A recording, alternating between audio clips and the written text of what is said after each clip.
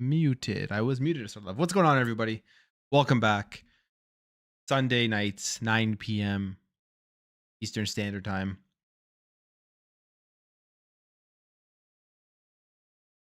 As I start the show, how's everyone doing tonight? This is my attempt to stream on a weekly basis to give you guys some more live live content, some more interaction stuff. 9 p.m. Sunday nights Eastern Standard Time. I'm gonna come on, just talk about the news, talk about gaming stuff, talk about stuff that's happened throughout the week, and try to have a little bit more structure to it. I'm gonna set up my topics in advance. If you guys saw, check out the community posts on a weekly basis. Um, I will put out what I'm going to talk about and then get some suggestions. I may not talk about the suggestions all the time that you guys put, but just if there's anything specific or particular that you do want me to talk about, that I've missed throughout the week or whatever, let me know in the comments on that post. But welcome everybody if you are just tuning in right now to my weekly stream. We have a couple of interesting things to go over. It's been I don't know what's been happening on weekends recently, but there's just been it's like weekends are built for the rumors that are continuously coming out hot and heavy these days. I don't know how many of them are made up or how many of them are true, but we will definitely talk about them. The other big thing that happened that had a lot of people talking was again this whole third party discussion, but a little bit of a different discussion today. I want to discuss because we talked about it last week. We've heard the rumors about Hi-Fi Rush. We've heard the rumors about Sea of Thieves, and um, and we've heard the arguments for and against this stuff happening. We've heard the arguments for both, whether people care or not. Actually, I did a poll, and it seems like the majority of people do not care about if Xbox were to publish more of games on other platforms, they would still stick with Xbox. So I'll pull up that poll after, and we will look at the results. But there was a discussion, and because of some comments that were made via the XCast about third party or bringing games to PlayStation and to Nintendo. And I think there's a lot of people that are just kind of missing the point, especially in the bigger media, in the bigger podcasts like Kind of Funny. I think they're missing the point for some of Xboxes. But give you a couple minutes here. I'll wait like 2 minutes. I'm just going to take a quick drink and we will jump into the first topic. How's everyone doing today? By the way, I was playing Prince of Persia: The Lost Crown throughout the weekend. Last night I streamed a bit of it. A phenomenal game. I was provided a code by Ubisoft, full disclosure, but that's not affecting my opinion on it so far from what I've played. It's really, really good Metroidvania if you like Metroidvania games. So I'd recommend downloading the demo and trying it out for yourself and seeing if you like it. If you're into those styles of games. If you like Ori, I think you may like this one. Because like Ori, the Ori series is probably one of my favorite series of all time. It's maybe one of my favorite side scrollers of all time. So it's obviously different in its atmosphere and characters and everything, but it is very, very, very good. All right, just get this up. Let's talk about the first topic that I have slated for you guys tonight. And it's a legitimate question. I know some people may look at this and think, "Oh, Phil's always honest." And I love Phil Spencer. I think Phil Spencer is the best thing that's happened to Xbox. I think he's turned the ship around. I remember when people were calling for his firing after Redfall. I think those people are all absolute idiots, and their opinions are terrible. If you're calling for Phil Spencer to be fired after Redfall, I think that overall, I mean, he's taken a generation from the Xbox One that started off really bad with the E3 announcement and just never could really recover from it. And then from 2017 onwards, we've seen just a complete transformation in not only the Xbox strategy, but the just everything that they've been doing in terms of a pro consumer base and just all the stuff that they with Game Pass and everything, right? But there is a question to be had here. And this all stemmed from this weekend. This was a clip that Paris put out. He's on Kinda Funny, of course, the Xcast. I'll just play for you what he's.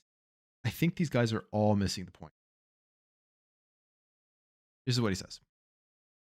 Let's talk about what the actual rumors are and what their potential impact could be. So the first one, Hi-Fi Rush. If Hi-Fi Rush were to go to the Nintendo Switch, I actually think that's a good thing. I don't view that as a bad thing. I look at it as, here's a game that Shadow dropped a year ago, who was very critically acclaimed. We aren't really calling it a AAA game. It's more of a AA game, but it was, from an Xbox standpoint, definitely one of their best games of 2023. Now, a year later, you're saying, hey, let's put it on another platform where we think another audience will appreciate it, and you put it on the Nintendo Switch. What they're going to price it at, what the sales will look like, obviously that is TBD because we have no idea. But as a person that is invested in the Xbox ecosystem, what's changed for you? Absolutely nothing. All Microsoft or Xbox is doing is, which they've done with Ori, which they've done with Cuphead, obviously Minecraft, we know this is about to happen with Call of Duty, they're just putting the game in more people's hands. What has their, from Phil Spencer on down, game is for everyone, we want to reach as many people as we possibly can. This is a way for them to reach more people with one of their more popular games. So there you have it. You heard Paris talk about this.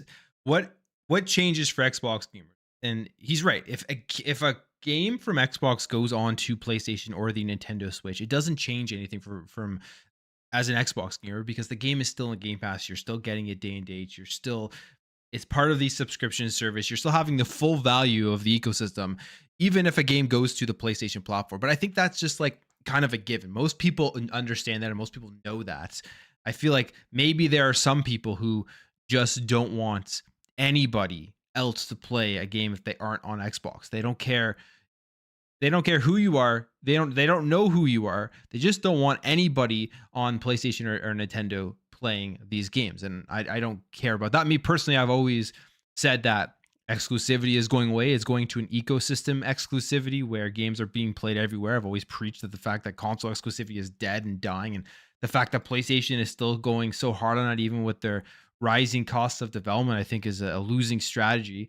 So I totally get the Xbox strategy here of putting their games on as many devices as possible, but within their ecosystem. The question here is, we look back at the whole messaging that Xbox did right after they purchased Bethesda. We remember what happened. They made the purchase, and then all the way leading up until essentially the Bethesda roundtable, people were asking that question about Bethesda games. What were they going to do with those games? Are they going to stay only on the Xbox platform? They're going to stay only on the Xbox console? What's going to happen? What are they going to do with all of these games? Or are they going to allow these games to all start coming out for PlayStation and for the Nintendo Switch as well? And Phil Spencer was very clear at the Xbox roundtable. But we're not going to start there. We're going to start here because everyone keeps bringing this up. We can go through the comments. I mean, if we go through the comments of this, I tweeted this out. Although I totally agree with this and I've been preaching this about exclusivity for years, Hi-Fi Rush going to Nintendo or PlayStation would mean Phil wasn't fully honest to the core Xbox fan base at the Bethesda roundtable. So I'd be against this happening. So, I mean, my question at the top, was Phil honest if Hi-Fi Rush isn't exclusive? And my answer to that, you guys can tell, I don't think he was being fully honest at the Xbox roundtable if Hi-Fi Rush does end up on the Nintendo Switch or ends up on the PlayStation 5. And I'm going to tell you why. Because I think we have a case here of really bad messaging or messaging that was very deceitful in a way just to make sure people believed a certain thing about upcoming Bethesda titles. So we go back here, right? Everyone brings up case by case basis over and over again. We go through my Twitter comments here, and everyone is pointing towards, oh, he said case by case basis. So he is being honest. There's nothing here about him being dishonest. So the first time he talks about case by case basis. So unless I'm incorrect about this, if I am, let me know in the comments below. I'd love to hear your guys' thoughts on this. Absolutely, because this is a topic that I think a lot of people are very passionate about, and I find it actually pretty interesting. And the first time he talks about case by case basis is in this article here from Bloomberg, September 21st, 2020. Talking, or this is written by Jason Schreier. And my wife is texting me nonstop. All I hear is ding, ding, ding, ding, ding. Okay, I mean she's saying nice things though. So I can't falter. Um, um, I lost my train of thought there. Okay, I'm back. Bloomberg, Jason Schreier, and um, this is the first time he's talking about it. And everyone's bringing up case by case basis. So the first time, 2020, September 21st, 2020. And Jason Schreier writes here in his article, writes this. Spencer said in an interview that the company will release future ZeniMax games on Xbox and PC while taking a case by case approach with other consoles. Well, fair. He says that there, right? He says that in 2020. But it may not matter very much if future ZeniMax games are released on PlayStation or other devices, such as Nintendo's Switch. What's far more important to Microsoft is having all the best games on Xbox Game Pass. Well, the company hasn't yet come close to Netflix's subscriber haul. Xbox Game Pass is looking far more valuable after the acquisition. And then you go down here, and Matthew Canterman, an analyst of Bloomberg Intelligence, says it's all about Game Pass, and Microsoft wants Game Pass to be the one-stop shop for gamers. So this is 2020. He says all games are coming to Xbox and PC, while a case-by-case approach with other consoles. Okay, fair. So then we move on here. And we go to, I guess I could just go to my tweet because I pulled it up. We go to the Xbox and Bethesda showcase, which took place in 2021. And this is what Phil Spencer says. So remember, 2020, he says case by case basis for future games.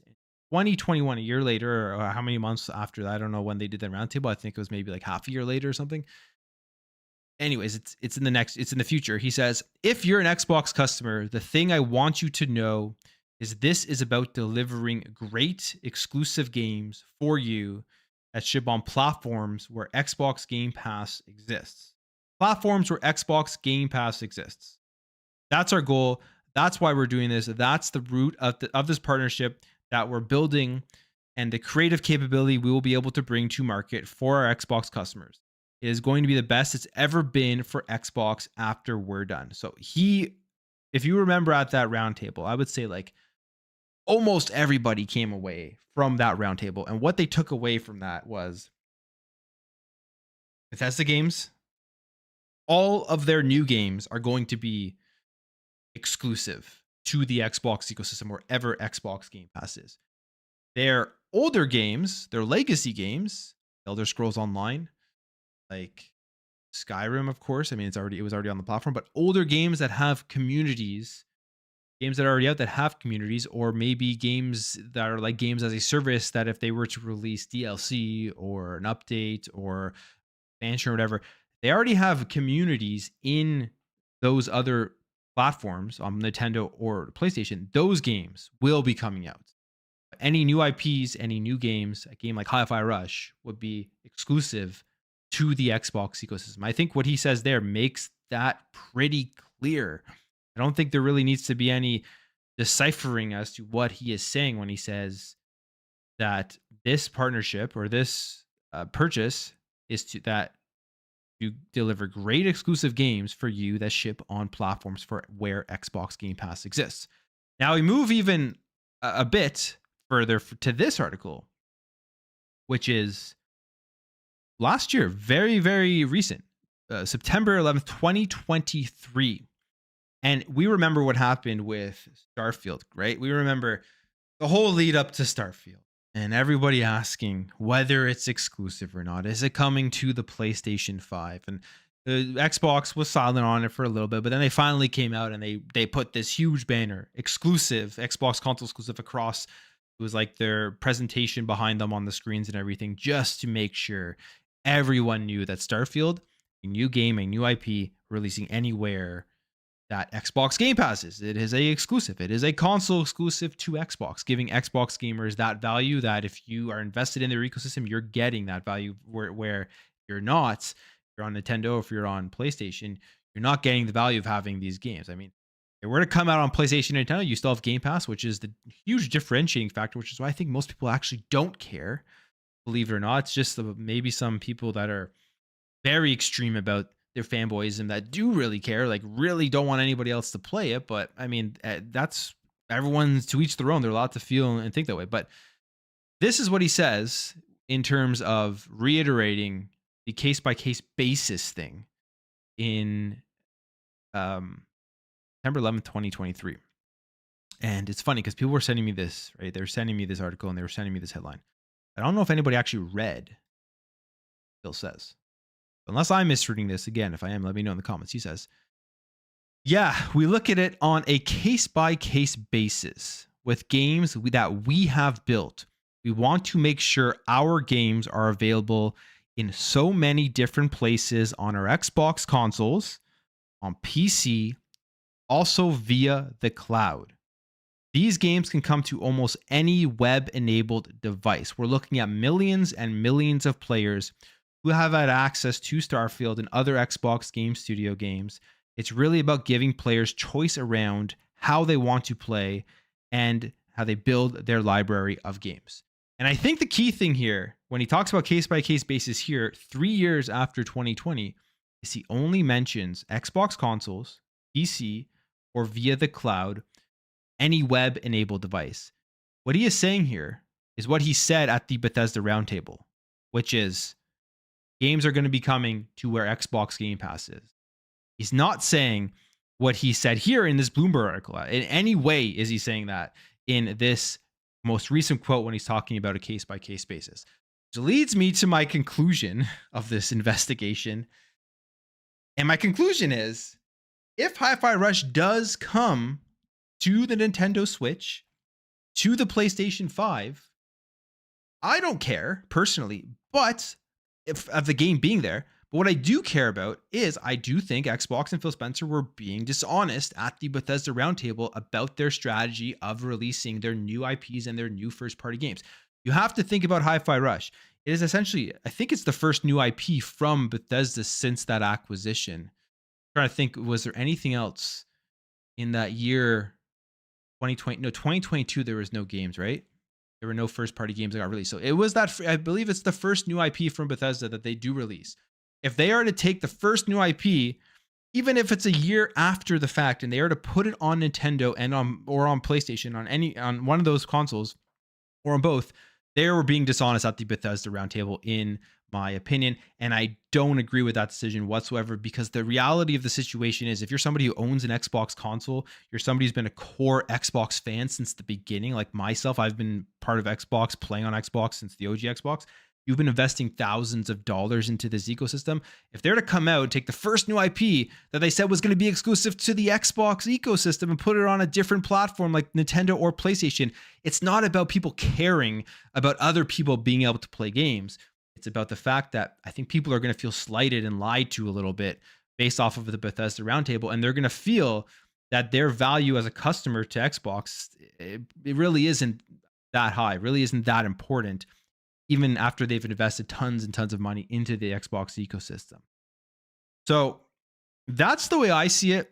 Not about console tribalism. It's not about people being upset that guys on PlayStation. So when you see that's all these big people, all these popular influencers are focusing on, I think they're missing the entire point of what's going on. Essentially, why people would be upset if Hi-Fi Rush does come to Nintendo Switch and does come to the PlayStation. So that's my take. I don't think they should do it. I think it would be a terrible move. I don't even think personally that there would be, would there even be a point, really? Like, are they going to make so many sales? Is Hi-Fi Rush on the Switch going to move the needle so much that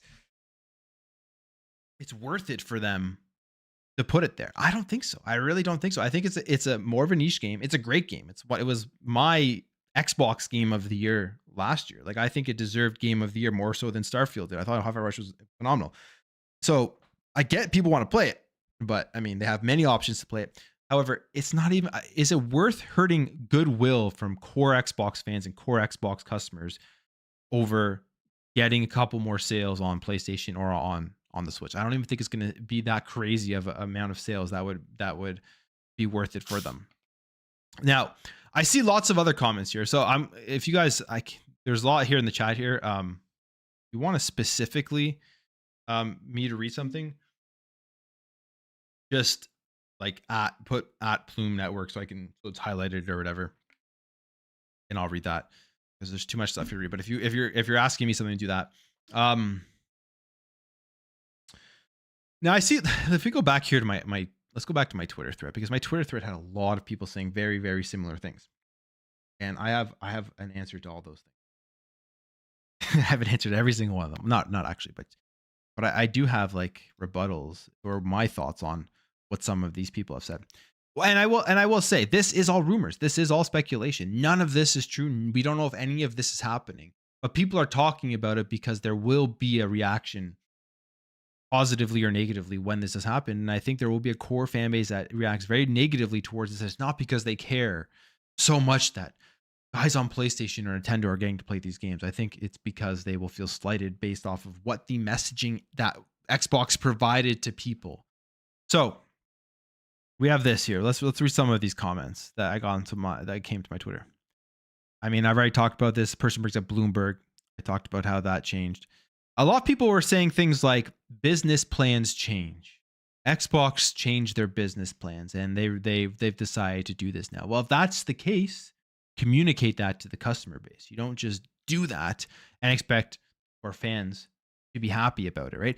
I mean, it sounds like going from 2020 to 2021, they changed their tune as well, right? If you look at the Bloomberg article and you look at the Bethesda Roundtable, they communicated that change in their strategy. So the next time somebody asks, if this rumor again is true, if somebody asks, are Bethesda games exclusive to the Xbox ecosystem, the answer, if Hi-Fi Rush comes to Nintendo or PlayStation, the answer should be no, right?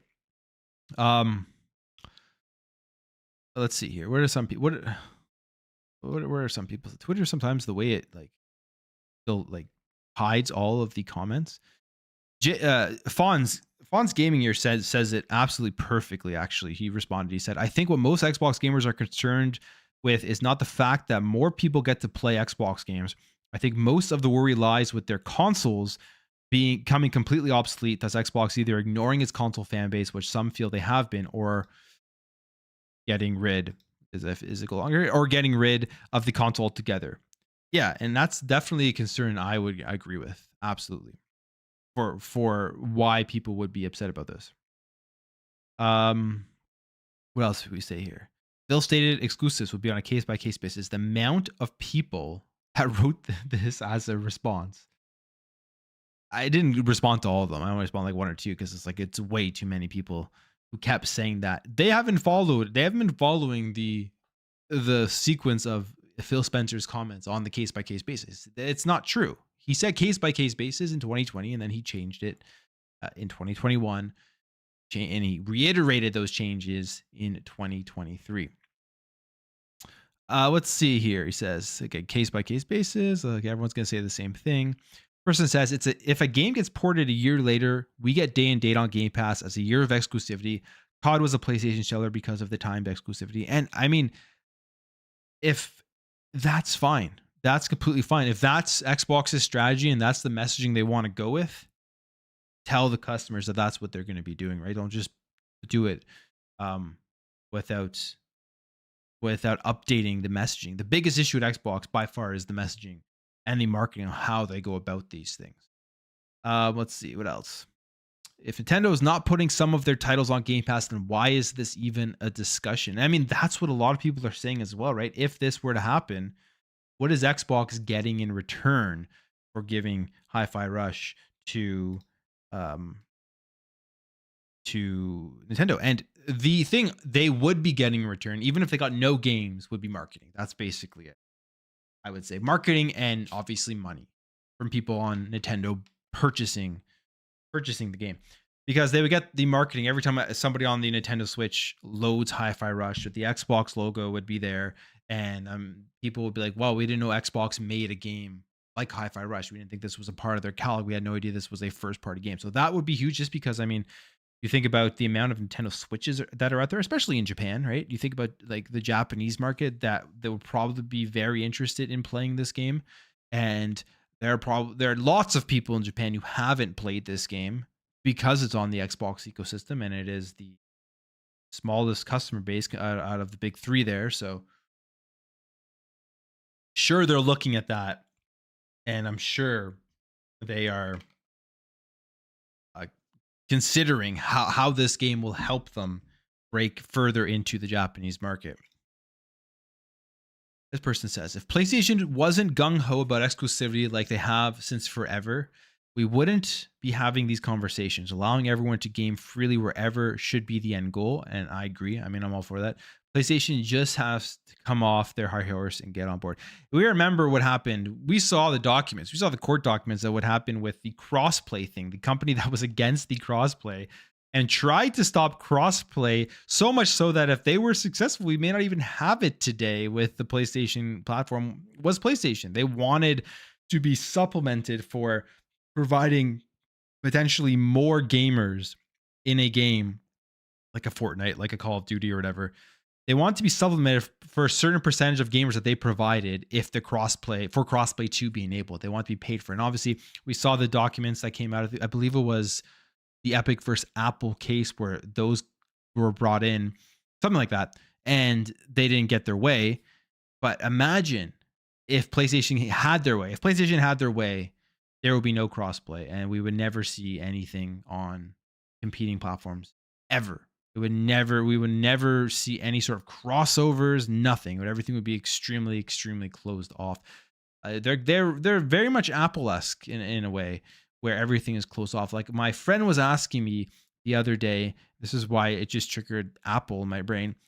He was trying to play Lies of P on Game Pass on the Xbox app on his iPhone, and it wasn't working. And he was like, "Oh, I didn't know not every single game was available on the cloud." I had to explain to him it's because Apple blocks it and you have to go through the browser and stuff. So kind of it's like what PlayStation does with a lot of their stuff.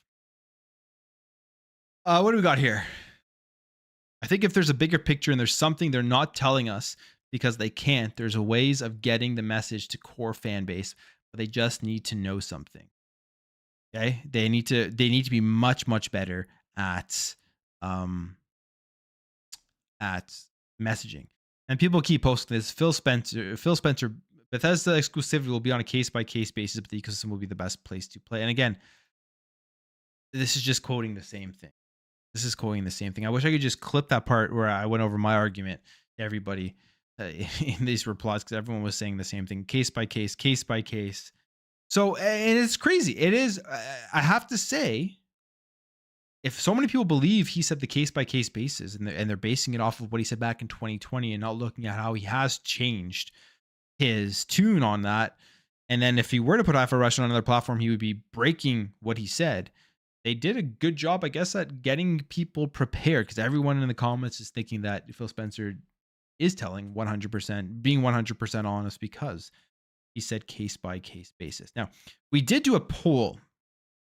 Well, I did a poll. I put up a poll and you guys responded in awesome amount. Over 1,000 people actually voted on this poll, which is great. I mean, I think a decent sample size, right?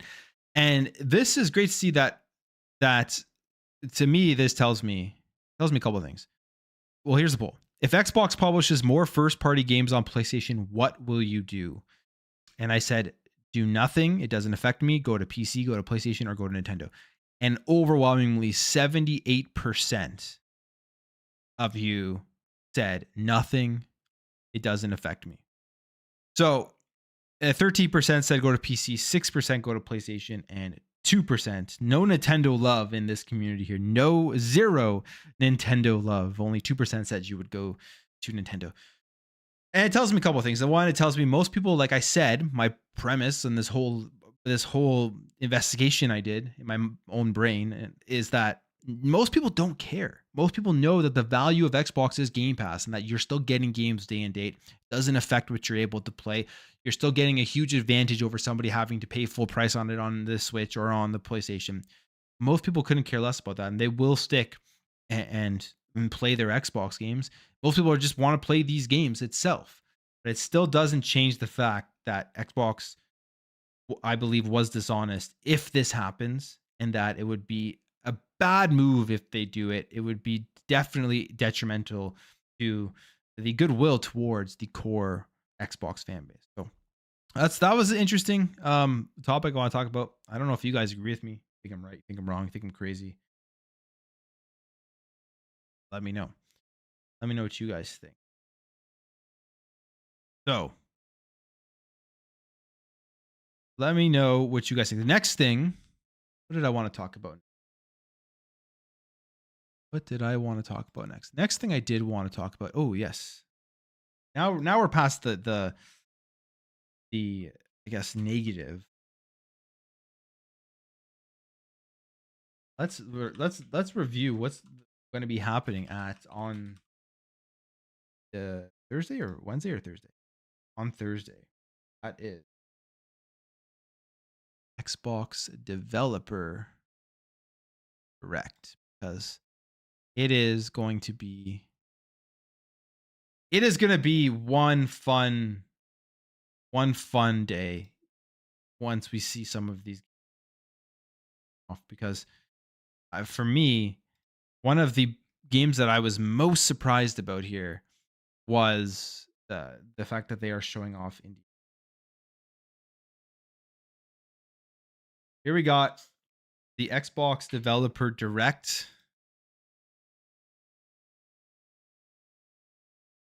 January 18th, 3 p.m.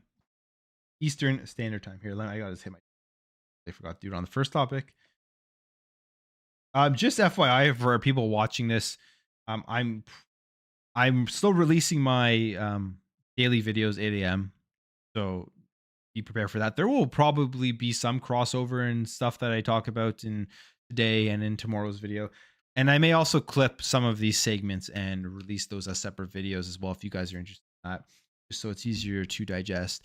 And I will do my best to put timestamps in this week's stream. I know I didn't do it last stream because I didn't have timestamps set up, but I got my timestamps here, so everything should be easier to do. I just didn't have time to go through a 2-hour stream and timestamp it last week, but I will try my best here to make sure. All right. Xbox Developer Direct, January 18th, 3 p.m. Eastern, 12 p.m. Pacific Standard Time. And this really isn't a surprise that they're doing this. They did this last year, and I thought it was great. I think the Developer Direct format is their best format, and I would love for them to do like 4 of these a year, one every quarter, and highlight at least the game that's coming out in that quarter. Like make that be like the showcase where you get a really nice deep look at the developer who's creating the game, the gameplay of that game, get the release date, you just get people hyped up for the next game to look forward to, and then 3 more games that are going to be coming out in the near future. I think that it would just be a really, really good way to go about it. And then you have like the Xbox Bethesda, I guess Activision Blizzard, all in one big showcase in the summer where you just get a ton of stuff to look forward to, tons of information. I feel like that would be the best path forward for them and how they show off their games. Here's what it says. You're about to get an exciting look at some of the incredible games ahead with Xbox as we present a new edition of the Developer Direct. And then after that, there's also going to be ZeniMax Online Studios that will host Elder Scrolls Online 2024. And what are we going to see? The big one here that nobody, I think, saw coming, that would be this early in the year at the very least, was Machine Games Indiana Jones.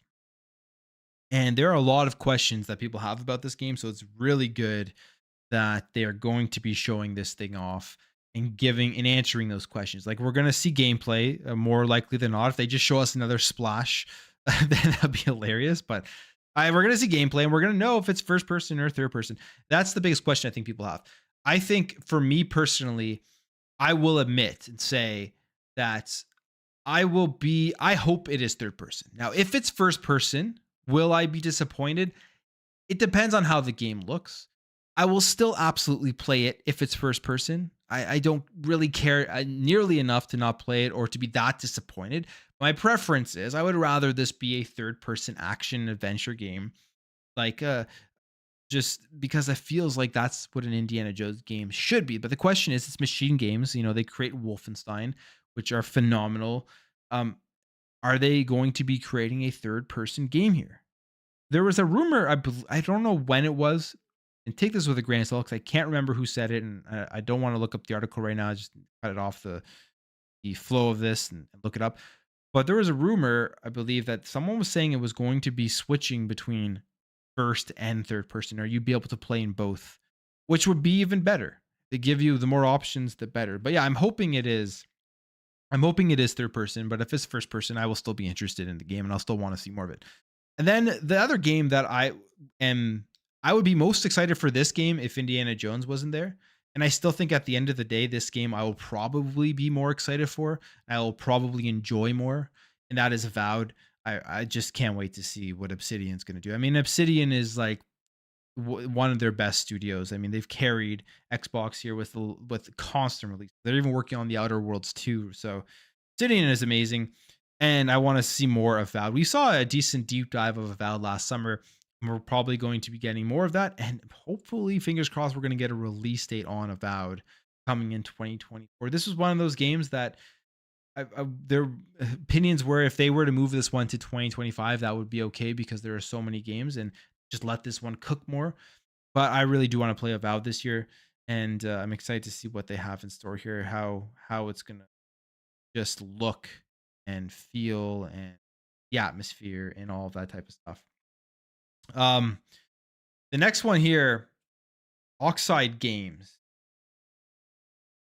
and WebDave's community, Gamers Council podcast. Welcome to the stream. I see you guys just popped in here. Appreciate you guys directing your attention over to my stream. Hope you guys had a good show and everything. Thanks for stopping in. The next one here, Oxide Games in Maryland, Ara History Untold. So I guess that's like a Age of Empire style of game, PC stuff, strategy game. So if you're into that, definitely look out for that one. Not that interested in that. That's probably one of the least interested in, but I will definitely see what it's all about. And then we have the biggie, probably the first big game that Xbox is releasing in 2024 this quarter. I would hope, if not maybe early next quarter. I'm not sure, but Hellblade 2. And with this, for me personally, when it comes to Hellblade 2, we've seen how good this game is going to look. We've seen the details in the graphics. This may be the best looking game to date that we're going to see on these consoles. So we know all of that.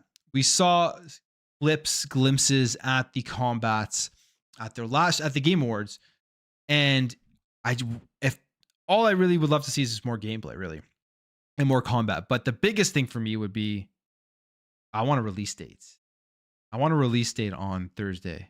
If we come out of the developer direct with no release date for Hellblade 2, that will be a pretty big disappointment for me, because I didn't care that we didn't get one at the Game Awards. I was like, I don't think we're going to get one at the Game Awards. They're probably just going to give us some more gameplay and do like a nice wow sizzle trailer for us to get us excited about some stuff we hadn't seen yet, because they know what they've shown off. They've shown off just like a lot of cinematic in game, obviously, looks at the graphics and just how beautiful the game is going to look. And then they go to the Game Awards and they're like, we're going to show people now gameplay, we're going to show combat.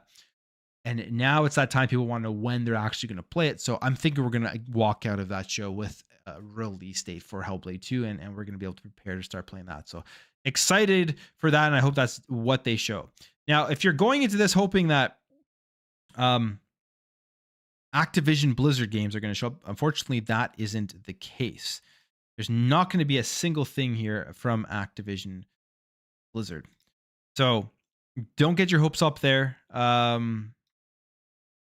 There's not going to be any surprises from Activision Blizzard. I wonder what they are doing. Again, yeah, welcome everyone to the show. Welcome, Web Dave. Hope you had a great show. Thanks for stopping by with everyone that was watching you over there and listening to your show. Uh, well, I wonder what Xbox's plan is here for Activision Blizzard. Like, when are we going to get that show? Are they going to have their maybe the next developer direct after this is going to be the Activision Blizzard developer direct, where we get announcements for Game Pass. We get a bunch of games coming in from backwards compatibility, and then a look at the future of some new games that are going to be. So nothing from here, and then that's pretty much it. Oh, and we have I scroll down just a little bit further with Indiana Jones, more than 10 minutes of game and developer insights. I mean, this thing is ready. There I feel like Indiana Jones is far closer to release than we think. I think this one's coming out this year. There was information that they did say they wanted to show it off at E3 2022. Then it got pushed down, or E3 2020 or something. They got pushed down because of the acquisition, and then the pandemic hit, and they wanted to have this game released and ready for fiscal year 22. I feel like Indiana Jones is far closer than we do think. Then they don't say how long we're going to be able to, they're going to show off about, and they don't say how long they're going to show anything else. Very excited for this. I think this is going to be awesome. And like I said, I feel like this format is the best format that Xbox has for them and that they do. I felt like last year's was really good with the way they did, and then the shadow drop. I don't know if we're going to be getting a shadow drop. I feel like it's kind of unrealistic to expect Xbox to have a shadow drop every single developer direct. I mean, they set the precedent last year with Hi-Fi Rush. I don't see it happening um, this year. I just feel like we're going to see these four games and that's it. I don't think we're going to get one. If we are going to get one, the one that people have been circulating and rumoring about is that Kiln game that Double Fine is working on. And when you think about a shadow drop, it can't be a game we know about, right? It can't be a game that you know is even being developed right now, really, or that they're working on. Kiln could work because it's nothing officially that we know that's being developed on. There is actually though not a trailer, but like Kiln was involved in Double Fines. They have this like development day or whatever where people show off their ideas and stuff, and everyone plays these like very early on versions of games. A lot of games that probably don't ever even come out or go into like further production. Kiln was one of those games, and there is a YouTube channel that has like 30 minutes or something of gameplay of the game. Very, very early build. So I would consider that one a shadow drop because most people don't really know that one as being in development. So other than that, there really is nothing shadow drop. We had a big game we don't. But what do you guys want to see? What do you guys think? What what is the game you're most excited for here from the developer direct?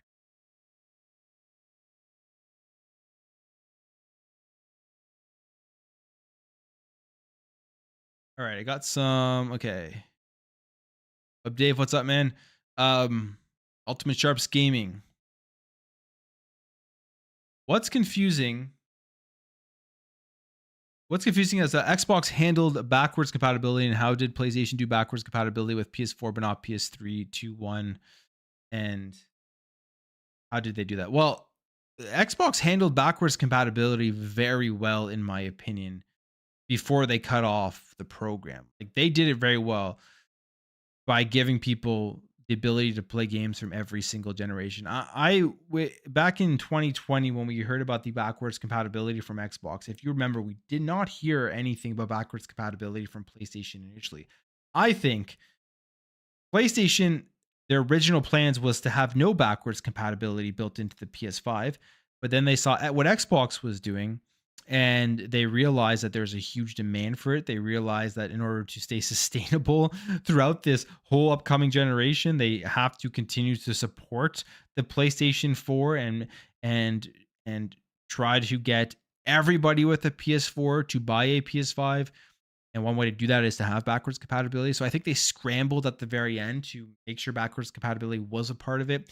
And they did not build the PS5 to be compatible with native PlayStation 3 backwards compatibility. And obviously, it's a hugely different architecture with the cell processor and stuff. So it's probably very hard, but they had no intention of you being able to pop in a PlayStation 3 disc and play it on your PS5.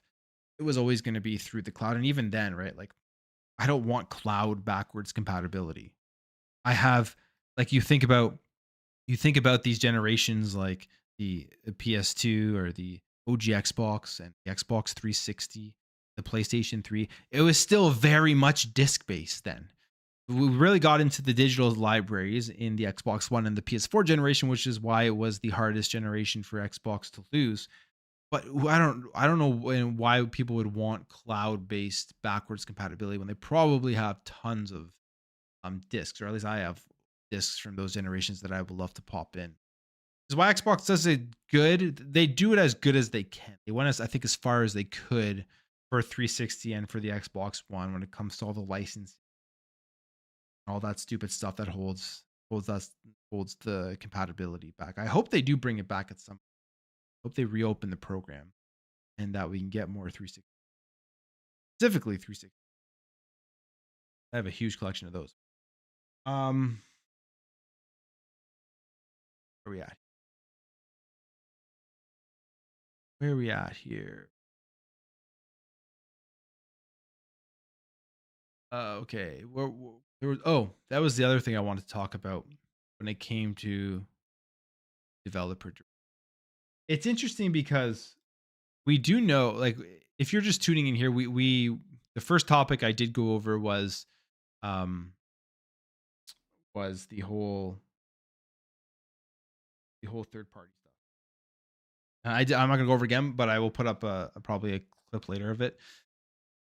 Um, so Aaron Greenberg tweeted this out as well with the developer direct, and he was very, very specific on the wording that he could have just said, I'm really excited for January 18th to show off what the studios at Xbox are working on or something like that. But he specifically said, hope you will join us to experience the magic of visiting these studios and teams. For instance, look at these games coming to Xbox, PC, and Game Pass. And again, very specific on his wording, which leads me to believe, honestly, I'm starting to be very skeptical of a lot of like the Sea of Thieves and the Hi-Fi Rush stuff that people have been talking about. He's very, very um specific with his words.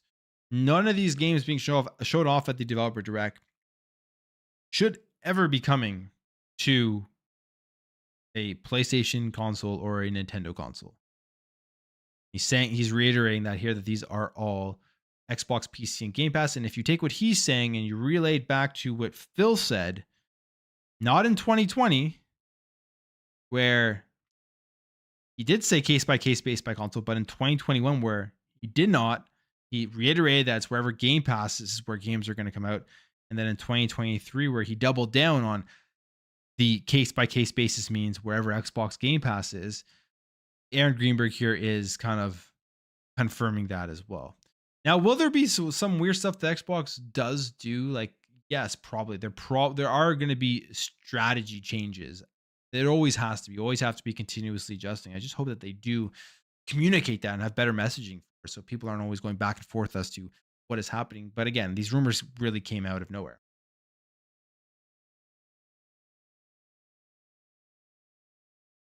Okay. Pull up the third topic here. Now, this third topic, oh my goodness. This one, I don't know. We're going to talk about a bunch of Xbox rumors that I saw today.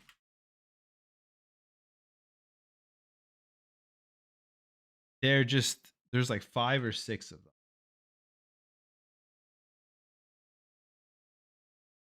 Oh, you guys can see.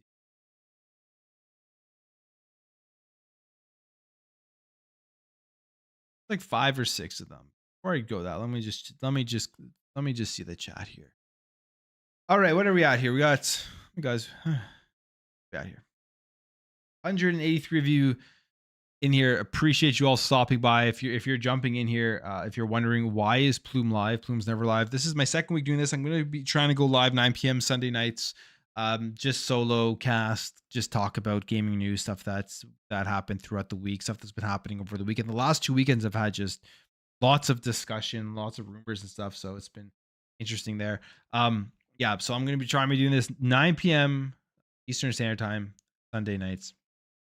And that's why I'm going live here. All right. Appreciate everybody in the chat who stopped by. Go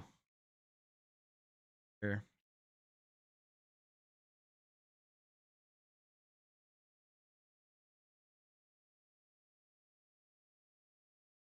Ooh.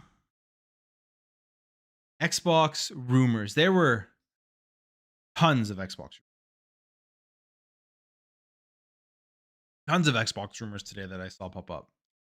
And I will start off by saying all of these could be completely wrong. They could all be fake. They could all be made up. We don't know. But I just kind of bookmarked them all and we'll just go through them. It's all actually from the Infinite podcast. And it's literally all from Meg, middle-aged game guy, and Colt Eastwood. They threw in like 5 rumors, I think. I don't know why I said 8. Like 5 that I counted. We'll start off with the first one. I mean, these clips are like 3 minutes long. I don't know if I want to play the clip.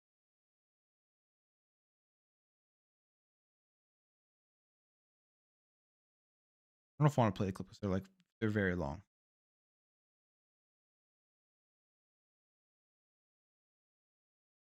So the first one here is about Contraband.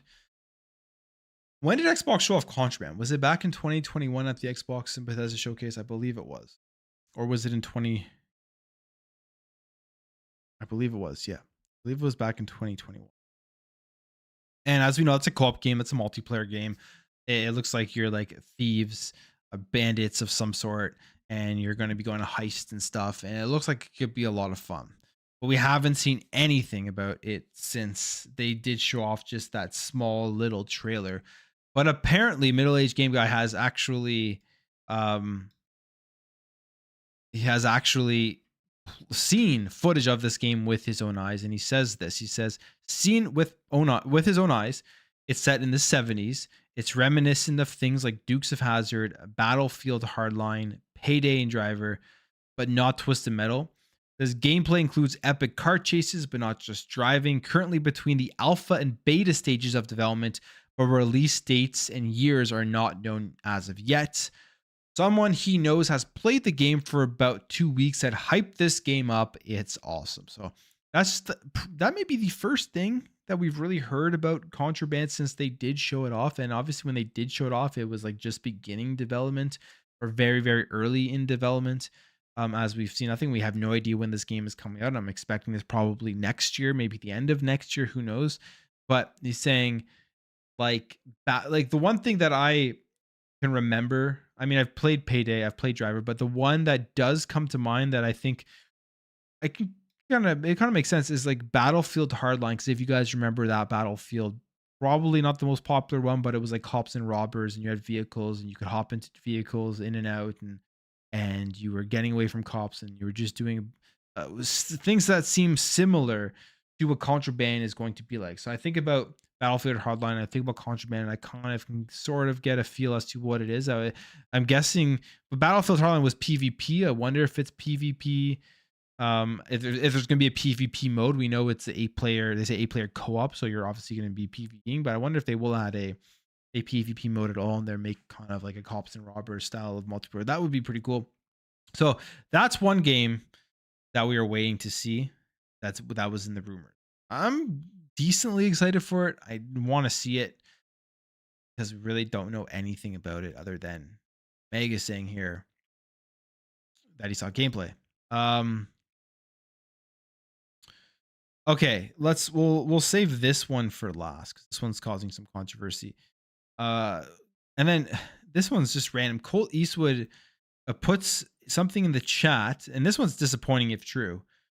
That certain affinities Halo. Here, I'll just get to the section. And possibility if they, so if they've shipped at the end of its run. Yeah, here it is. Colt Eastwood in the chat. Now I'm hearing Halo certain affinity game has been shelved. So that was Project Tatanka, I believe. And Project Tatanka, from what we knew, rumors was that it was going to be a Halo Battle Royale, which would be kind of disappointing. I'm not a big BR fan. like a battle royale fan. But I felt like in a Halo universe, I would be definitely interested in trying it out and playing. I absolutely would have played it. They had like a mini battle royale game mode in Halo Infinite that they took out for some. Actually, thought it was pretty fun, but I could see with the physics of Halo and the vehicles and the weapons, it could be a lot of fun if they had just a nice huge map that you were running around in. So apparently, it's been shelved, according to Colties, which would suck. And I wonder why. I wonder what Certain Affinity would be working on. Are they still working on Halo? Are they still supporting it in other ways? Are they still creating other things for it? Are they helping with multiplayer? There's rumors that Halo is they've already started in Unreal Engine 5 on their next game. That was a rumor that was popping up, I think last week or something. So maybe 343 is just like we need all hands on board for whatever the next project is for Halo, whatever the next iteration is. Which calls into question, what are they going to do with Halo Infinite? Because I would hate to see them kill off Halo Infinite. I'll be completely honest. I feel like they have such a strong foundation with that game, and they've turned it into an incredible multiplayer experience with lots of content right now. Halo Infinite is phenomenal. It is the best feeling Halo, in my opinion, in terms of gameplay. I would just hate to see them just kind of let it sail off to nothing and then just move on to the next Halo in if they were to move over to Unreal Engine 5 because they want to stop developing what they do in flip space.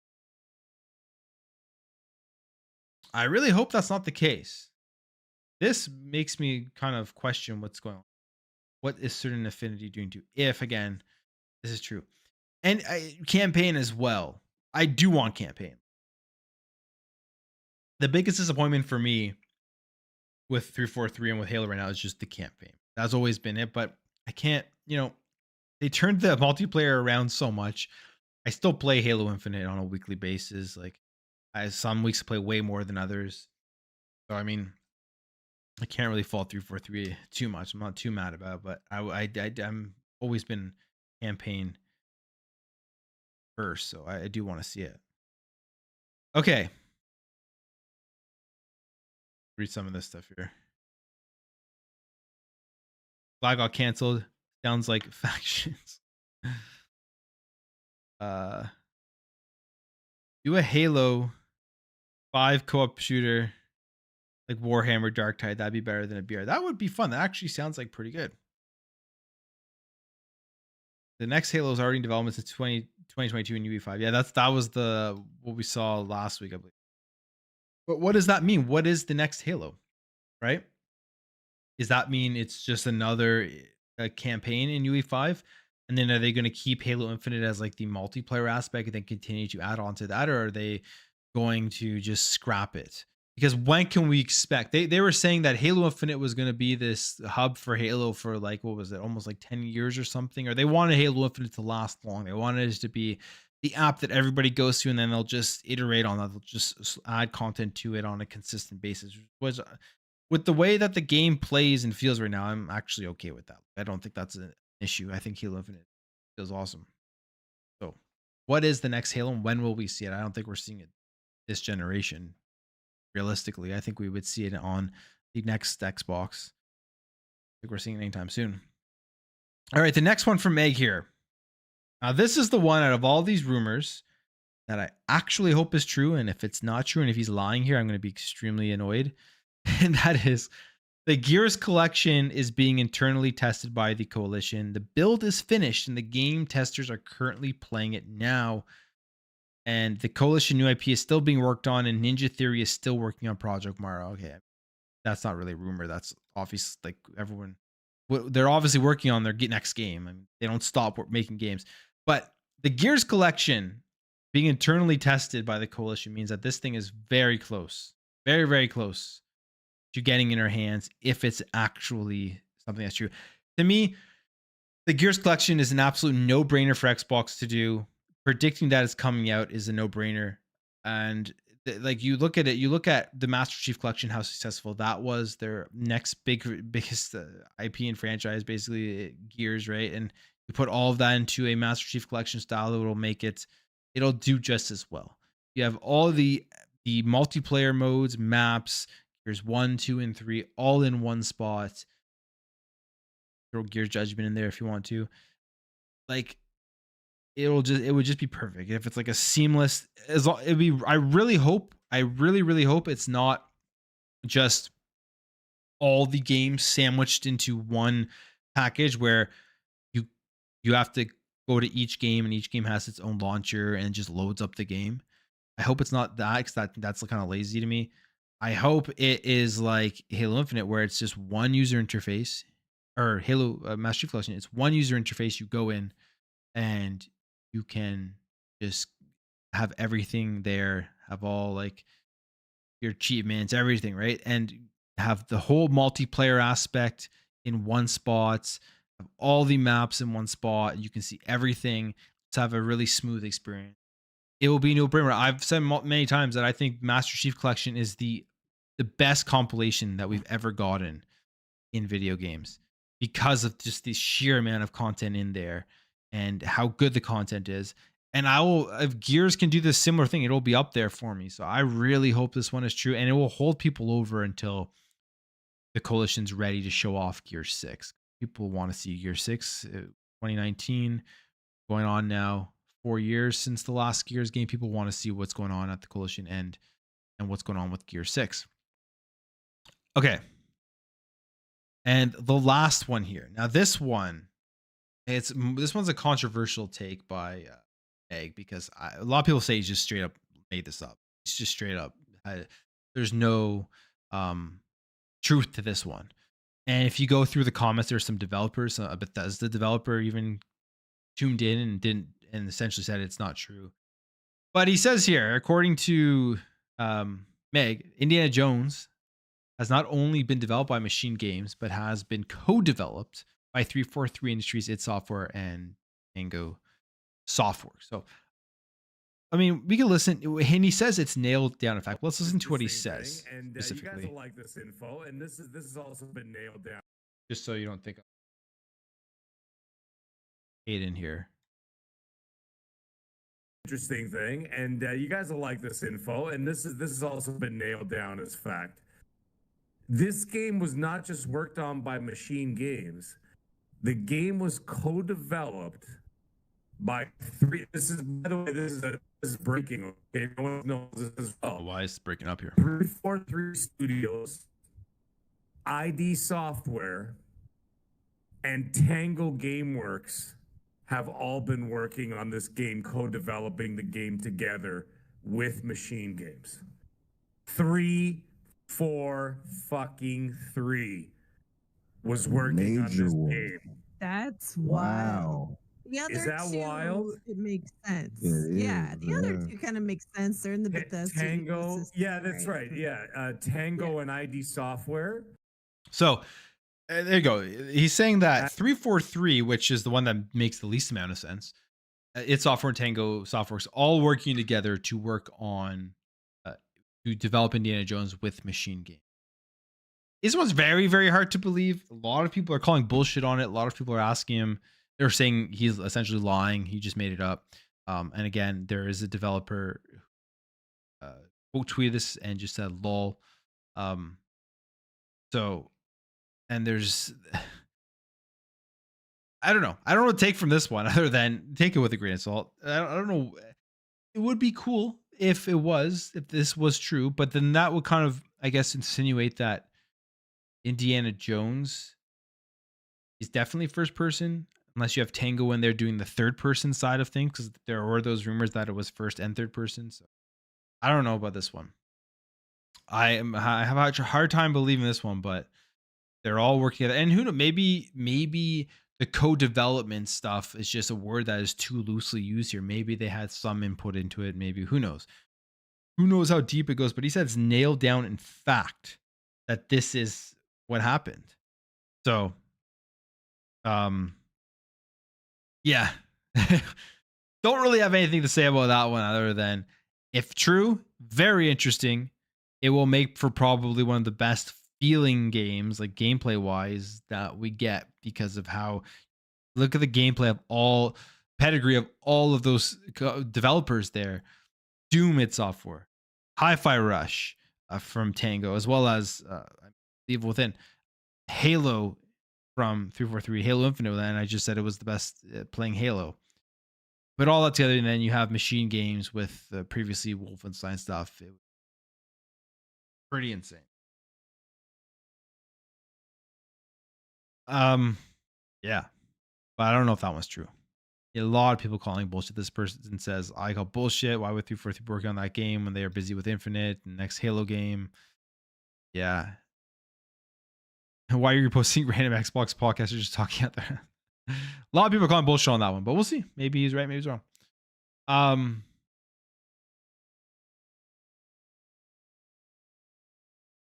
So maybe some 343 employees were used as support. Maybe that could be it too. But lots of Xbox rumors here going around. Like the weekends are built for the Xbox rumor. Yeah, sorry about the sound. I don't know why it was all crackling, but I don't know if that was me or if that was the actual. All right.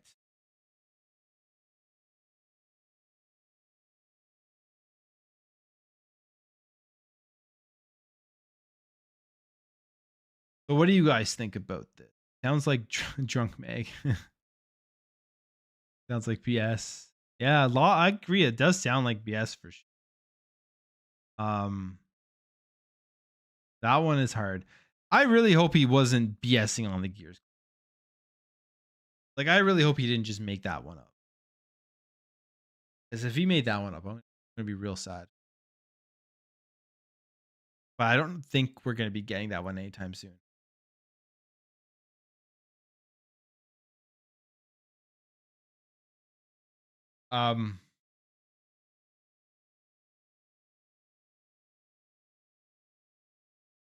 It's the Xbox tax.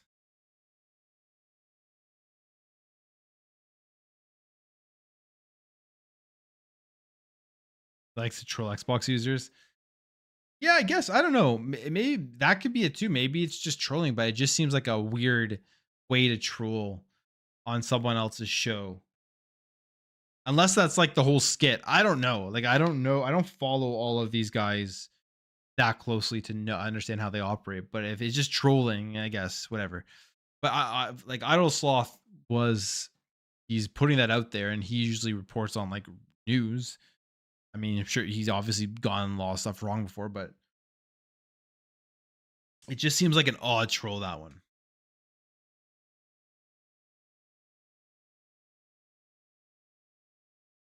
Tango hits with their next games. The Superstars Tango's looking. They are looking good. I wonder what their next one is. All right.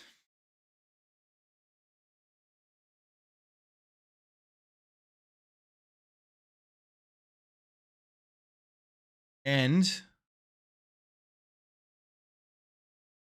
jump over here. Believe it or not, we're going to talk a non-Xbox topic. Because I'm pretty excited for what's in store in terms of the competition that should be entering the market this year. That is the Nintendo Switch 2. I don't know if you guys care at all about the Nintendo Switch 2, but I do. We're going to talk about it because the rumors for the Nintendo Switch 2, basically, I think we got the release month for it and what their plan is. Very exciting times, as I think it'll be a nice addition into the overall competition with the consoles, with the Xbox, the PlayStation 5. And this just because of how successful the Switch has been, how their fan base buy this thing like crazy, even at the very end of the life cycle. Nintendo has a very unique advantage over Xbox and PlayStation. And that advantage is they don't need to spend hundreds of millions of dollars to develop games with their first party output. They really don't. You look at what Xbox and what PlayStation makes, see why it costs them hundreds of millions of dollars, or at least some of their games. With the Switch, they don't need to worry about that. And that's why their console strategy, their exclusivity strategy actually can work. I don't think it can work anymore on PlayStation, but the Switch can if they're not spending as much money to develop these games. And you look at Super Mario Wonder, that thing costs hundreds of $1,000,000 to make. And look how many copies of that they've sold. How many consoles are out there for people to play that. But we now kind of know the release month for the Nintendo Switch 2. Unless this actually was a mistake, because they did try to walk it back, but I don't believe it. I think they let it slip. I think Nintendo is going to be real pissed off at them. This is from Altic Lansing.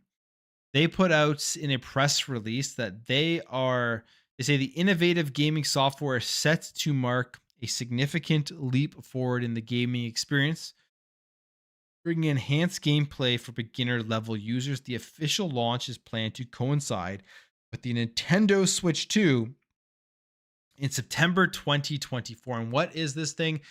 All you old school gamers out there, Game Shark. If you had a Game Shark back in the day, it allows you to cheat every.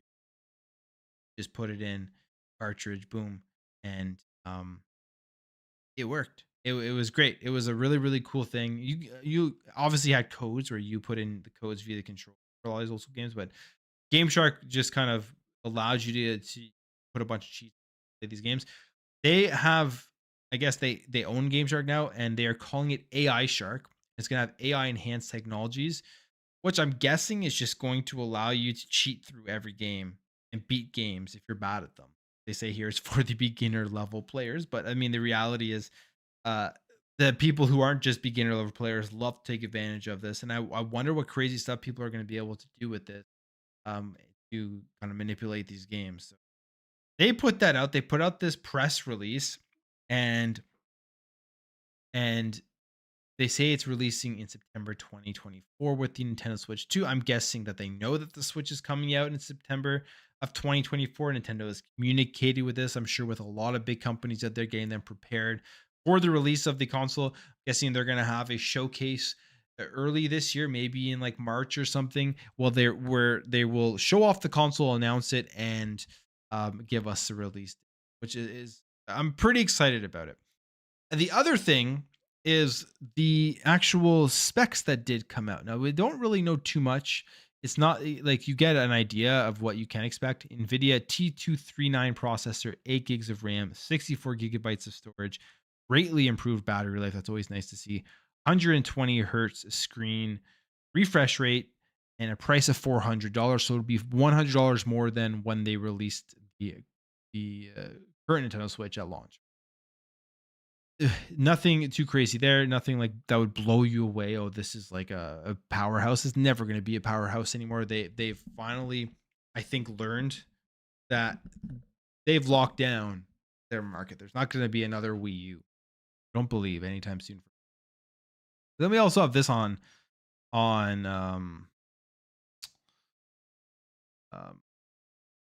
Reddit, or was it on Reddit or?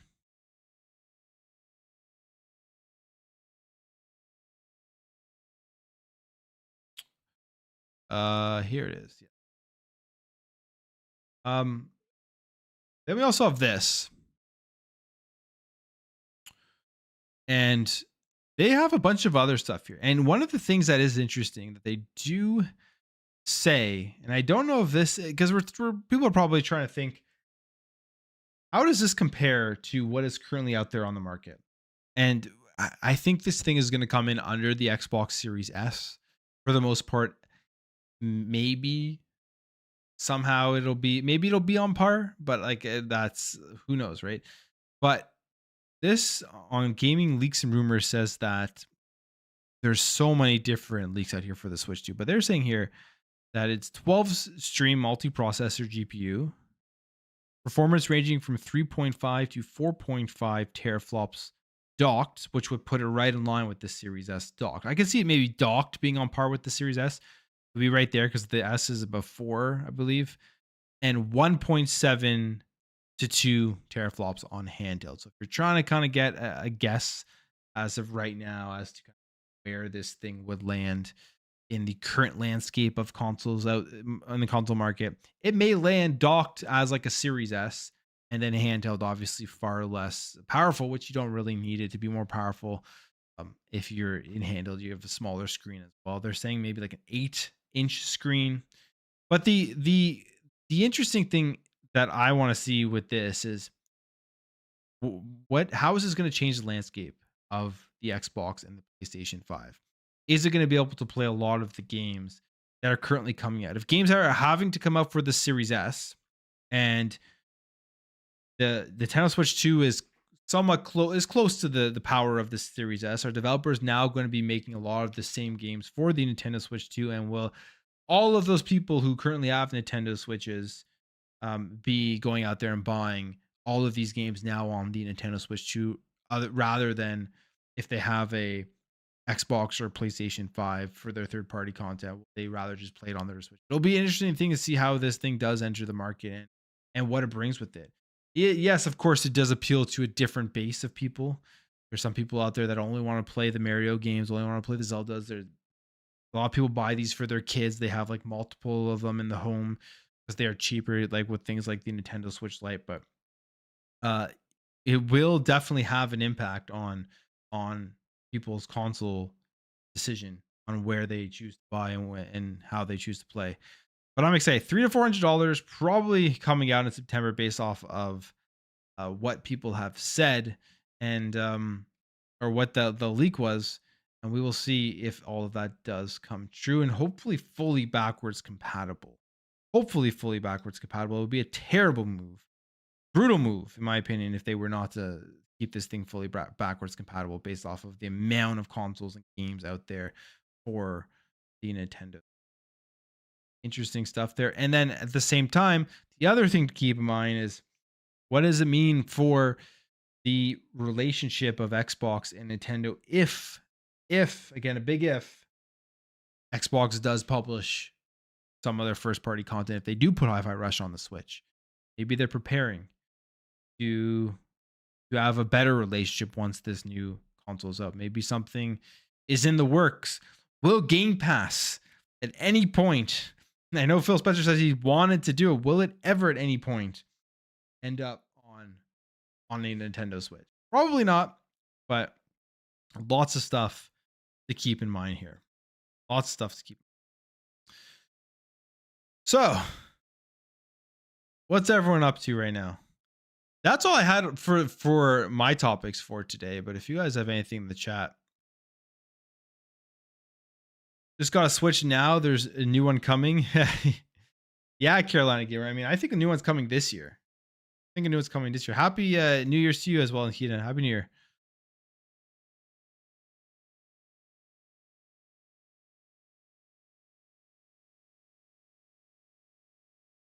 The Nintendo Switch has outsold the Nintendo Wii. Yeah, it absolutely has. It absolutely has. Which is crazy. Which is crazy to think about, because the Nintendo Wii, literally everybody bought. I don't remember if beginning of the Nintendo Switch's launch, if there were hardware shortages. Because I do remember, though, with the Nintendo Wii, there were massive hardware shortages when that thing launched. It was impossible to get it for a decent amount of time. With the Switch, I don't remember if that was something that it had. I got my Switch on day one, so I didn't have that issue. But I do remember Wii having huge issues. Maybe that's played a little as well into the amount it's sold. The Wii has the power of the OG Xbox. Yeah, the Wii sold simply because of the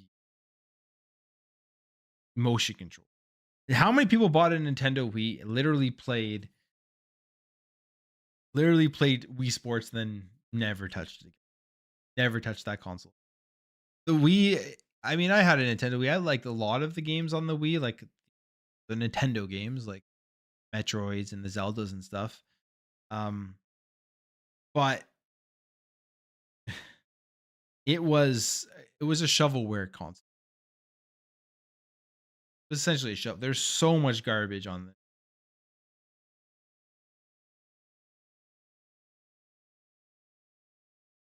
Starfield claimed to be the game of the generation. It was limited to 30 FPS on the Series X. I don't think that matters. I don't think that the FPS of a game, as long as it's like still very enjoyable to play, I don't think that determines whether a game is the game of the generation or not. I played here. This is the thing. This is the thing that gets to me. I played Starfield on the Series X. Played it at 30 FPS. I even played Starfield at times on the on the Xbox Series S. I was having fun playing that game. I'm not somebody who's like pixel counts. I like 60 FPS. That's how I want, like, that's how I prefer to play my games. Now it's hard to go back, but like, I'm not going to scoff at anything that's under 60 FPS. I'm literally playing games to enjoy them. Somebody who likes to look at every single pixel and say, oh man, this game doesn't look. I feel like some people would rather look at games and just see how they are technologically rather than play them. But a lot of people who complain about 30 FPS, a lot of people who complain about Xbox putting their games on other platforms, play games on PC. They don't actually play their Xbox. Right? So it's like, it matters and it doesn't matter.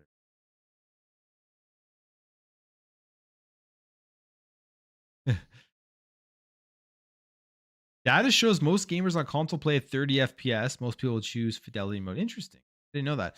I always choose performance, but I mean, if the game is good and it feels fine in 30 FPS, I will no issues with it. Starfield felt great at 30 FPS. Yeah, it didn't feel.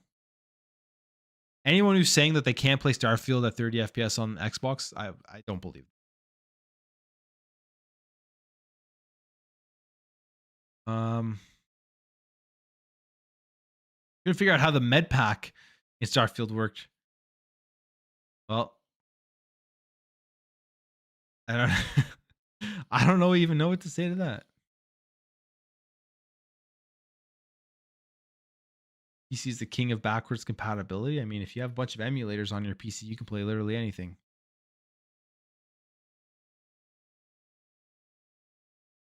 Series X, a $500 console, still hasn't seen a single game push its limits. Well, I mean, what game, what console, has the PS5 seen a game push its limits, right? The best looking games that have come out have been third party. Like Alan Wake 2, I think, has a pretty big consensus that it may be the best looking game that came out third party. I think Hellblade 2 is going to be the best looking game when that does end up releasing.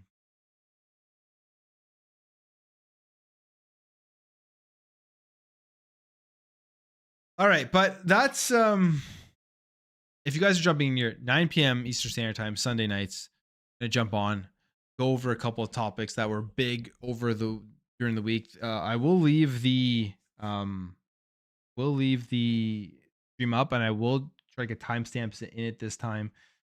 And I'll probably cut some of the videos out, like some of the sections, and release them as well, depending if it's interesting enough. But yeah, we talked about a bunch of stuff today. We talked about the third party exclusivity, my take on it.